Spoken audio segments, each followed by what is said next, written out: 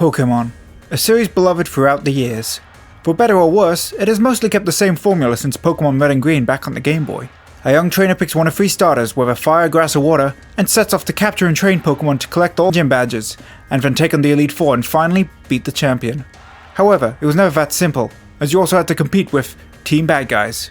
These traits have become a core part of every Pokémon game since, until Pokémon Sun and Moon. While you still have the starters, the Elite Four in the fight to become champion at the end, the path towards this was quite different. If you think that Totem Pokémon and Gahunas aren't different enough from regular gyms, that's fine. I'm more interested in how they changed the evil team. Throughout the series they made an effort to at least pretend the evil team was an actual threat, especially with Team Plasma, whose shadow leader Getsus would actively target the player and tried to kill them. However, no matter how threatening the evil team, inevitably, due to the 7 age rating of the game, the developers couldn't help but fill the rank and file of those menacing organizations with the most absolutely incompetent grunts who bumble around like Saturday morning cartoon villains.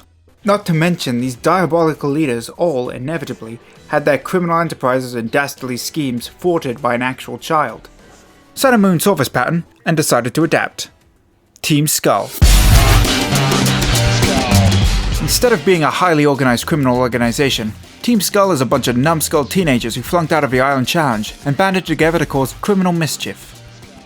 The previous gross incompetence of prior evil teams now works to elevate the more comedic presentation of Team Skull. Their total lack of threat even being acknowledged by Ilima when they try to pose up on him, and he instead sends you to face them with full confidence you can easily beat them. Team Skull was a breath of fresh air with their endless antics, persistence, and passion for tomfoolery. Unfortunately, they became a victim of their own success, inspiring the evil teams of future generations to have a similar, low-stakes vibe. Team Yell and Team Star. Both pale in comparison to the flash in the pan that was Team Skull, but for today, we'll be examining Team Yell from Pokémon Sword and Shield. When we first meet Team Yell, they are standing around in the hotel lobby obstructing the gym challengers from checking in. They claim to be here to cheer on gym challengers, but immediately they confess they are actually just trying to help one specific challenger. After a couple of quick battles, it becomes clear what trainer they want to succeed. In case you didn't recognize her face on the banners, Marnie herself comes in to shoo Team Yell away. Team Yell comes up a few more times trying to block us, and eventually we reach Spikemuth and discover why they are trying so hard to make Marnie champion. Because Spikemuth keeps getting worse and worse. And that's all the explanation we get. I assume it must be struggling financially due to the lack of a stadium and the inability for peers to Dynamax his Pokémon. But why?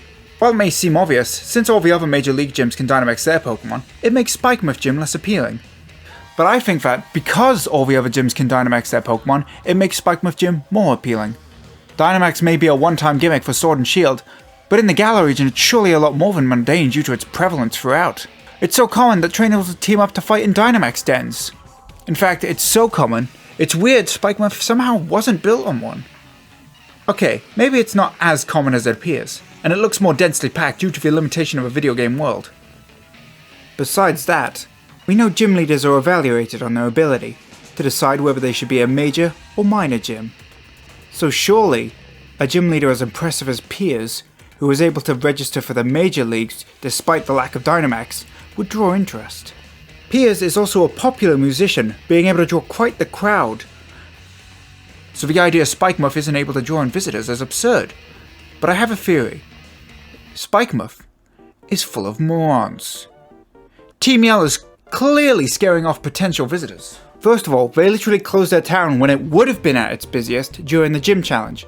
Secondly, their town is a mess and doesn't get any sunlight, and despite this, instead of cleaning up the cardboard boxes or installing skylights, they dress up as cheerleaders and harass children trying to compete in the gym challenge. Thirdly, they dress up as cheerleaders, harassing children trying to compete in the gym challenge. Team Yell is literally wearing their gym logo as they go around displaying revolting levels of unsportsmanship in a mass campaign of sabotaging the region's most beloved and televised tradition. If Spikemuth is getting worse and worse, it's because Team Yell is a bunch of incompetent idiots who actively sabotage themselves at every opportunity!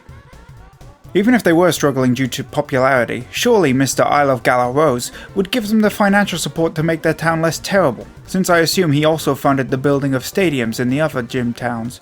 But yeah, I can understand how the resident of Spikemuth would have made him abandon it. But Team Yell does more than just sabotage Spikemuth's reputation for the citizens of Galar. They also harm the player's enjoyment of a gym battle with peers. Despite the fact you only face Team Yell 5 times before Spikemuth, they somehow use most of the same Pokémon as peers.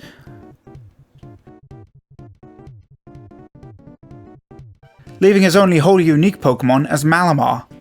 Despite Team Yell's name and occupation, they decided to reuse the same Dark-type Pokémon instead of mixing it up with Noivern, Seismitoad, or Toxtricity, who share a thematic around sound.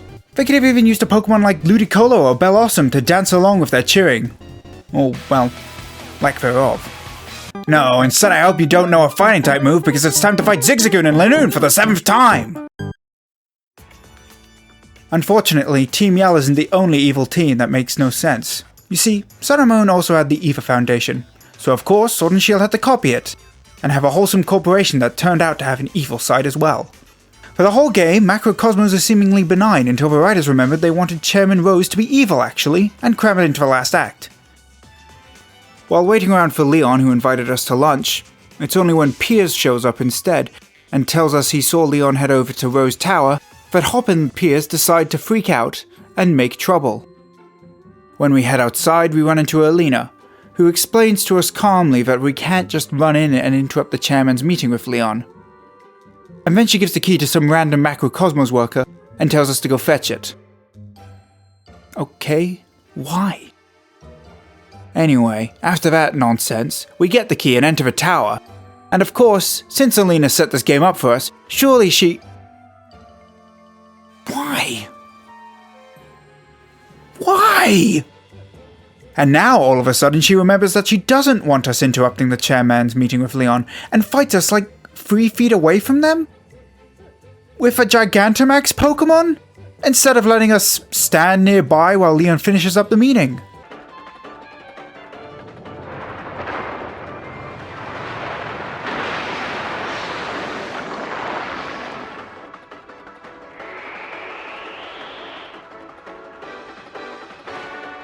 Then we found out that what Leon and Chairman Rose have been taking several hours to discuss is the same issue we see them discussing here. How could they spend an hour, let alone several, on this same topic?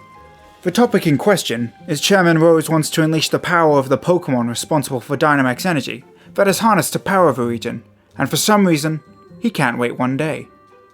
So, the next day, he decides that while all the strongest trainers are busy, in another town, and exhausting themselves, well, he decides to knowingly unleash an environmental disaster. Earlier in the story, he told his apprentice Bede how disappointed he was in him for damaging a mural. Then, he goes ahead and unleashes a potential apocalypse under the most dangerous conditions possible because he's impatient, and not for 1 second does he realize how insane he is being. That's right, Mr. doesn't want to fund Spikemuth to the point it's getting worse and probably will be abandoned in a few years. It's so desperate to prevent a potential energy crisis 1,000 years in the future, he decides to cause an apocalypse. Then, when you arrive to help Leon stop the apocalypse, he decides to fight you because he doesn't want you helping Leon? Yes, please! Then he proceeds not to explain why we can't help Leon capture Eternatus. That's right, in the region famous for raid battles, Rose doesn't understand that you can help Leon for some reason. He admits Eternatus is stronger than he expected and still doesn't let you go to help Leon. Like, what did he think we would do that Leon isn't? We literally go and do exactly what Rose wanted Leon to do anyway, without being told, so why is he fighting us here? As far as I can tell, the only foreshadowing that Rose is insane is that they talk about his preference to do things as soon as possible. But then they also contradict his radical, the greater good perspective with Bede. The writing in this game is a mess. All we can do now is hope that the next game has better writing. Oh no.